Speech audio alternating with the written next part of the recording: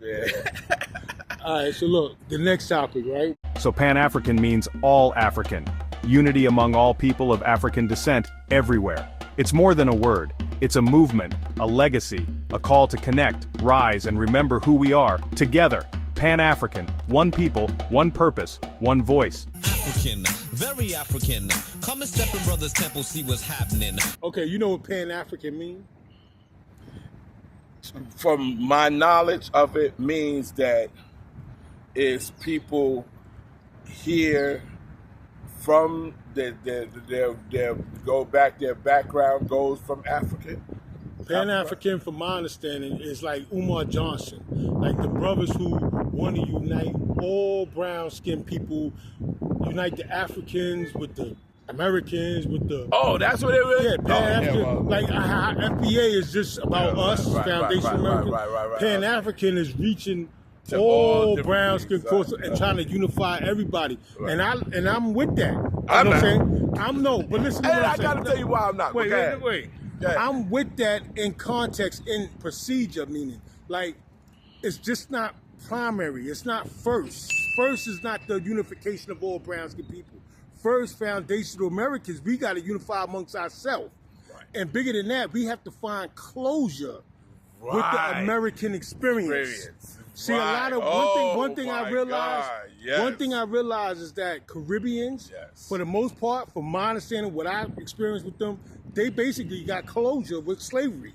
They got closure with it. They're cool with the England. You know, I know a lady who's half American, half Caribbean, and she told me, yeah, the lady of England brought a bell to our island, and like that's supposed to, you know, that's a friendship, I guess. They got a friendship, and it leads me to believe that a lot of Latinos and West Indians have closure with slavery. They might be still trying to give reparations, some of them, but basically that's why they be like, oh, why y'all making excuses? Why y'all Americans making excuses?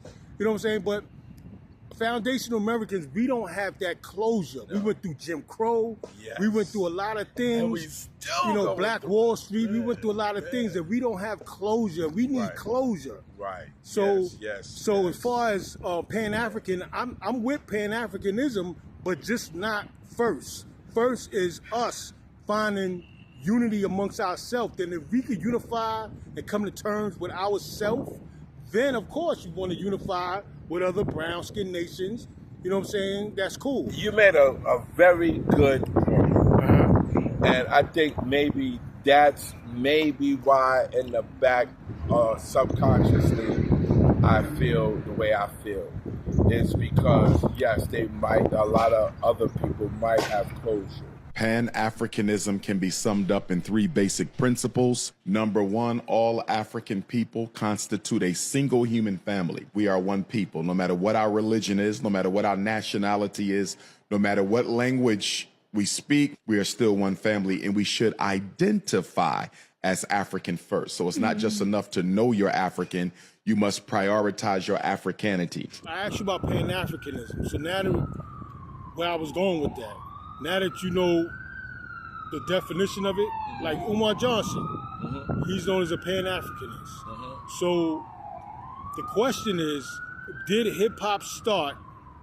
I'm not talking about what you and Mario was doing. I'm saying like the 75, 76, 77, 78. I think I know where you're going with this. Did hip-hop start Pan-African? Bambaataa was a major thing in 76, 77, 78, 79. I hate to say it, but I believe so. Right. Hip-hop started Pan-African.